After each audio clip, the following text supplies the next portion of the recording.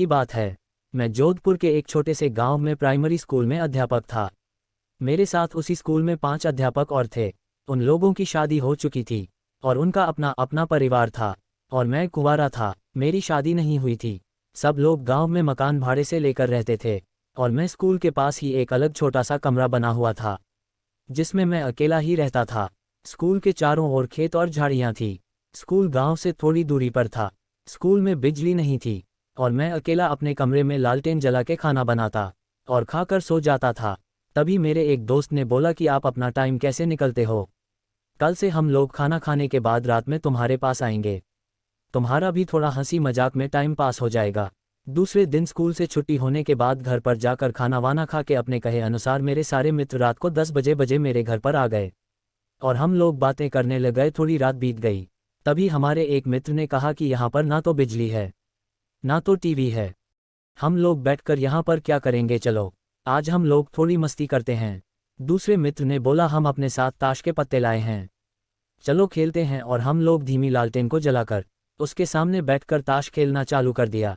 थोड़ी देर बाद गर्मी लगने लगी तो हमने सारी खिड़कियां खोल दी तो अच्छी हवा आने लगी और हम लोग ताश खेलने में व्यस्त हो गए।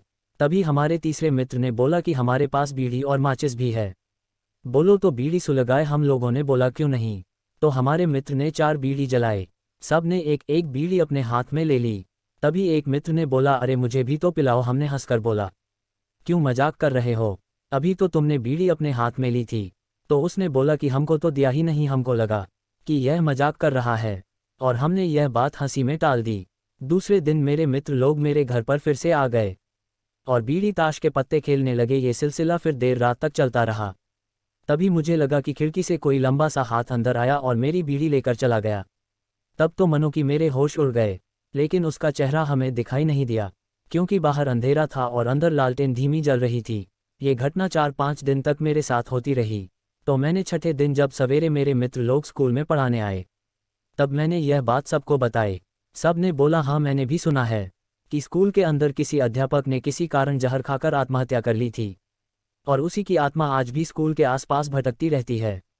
तो एक दिन एक मित्र ने बोला आज हम उससे पूछेंगे कि आप कौन हो, क्या पता कोई आदमी ही हो और हमारी तरह वह भी रात में टाइम पास करने आता हो। हमने बोला कि ठीक है। रात में मेरे सारे मित्र मेरे घर आए। आज तो 5वां आदमी भी खिड़की से अंदर आकर बैठ गया। साथ में ताश खेला और बीड़ी भी पिया। जब खेल खत्म हो गया तो वह खिड़की से बाहर जाने लगा। तभी मैंने आवाज दी काका कल फिर से आओगे? उसने कुछ नहीं बोला। इतना सब होने के बाद उसने हमें कोई नुकसान नहीं पहुंचाया था। हमारे एक मित्र ने उसके मुंह पर टॉर्च जलाई। तभी मैंने उसका हाथ पकड़ लिया, लेकिन टॉर्च के सामने हम लोगों ने उसका थोड़ा बहुत चेहरा देख लिया था।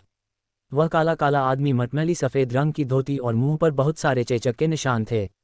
सब लोग बहुत डर गए। सब ने बोला चलो गांव वालों को बताते हैं।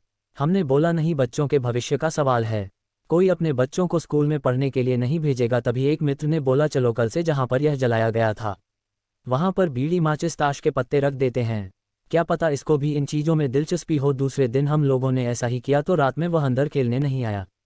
हम लोग ऐसा 4-5 दिन में एक बार रख के आ जाते थे। एक बार गांव वालों ने देख लिया और पूछा तो हमने सारी बातें बता दी। तब से आज भी वहां पर गांव वाले बीड़ी माचिस ताश के पत्ते हफ्ते में एक बार जरूर चढ़ाते हैं और आज भी वह आत्मा किसी को परेशान नहीं करती। यह एक आंखों देखी घटना है। एक बार गर्मी की छुट्टियों में मैं और मेरी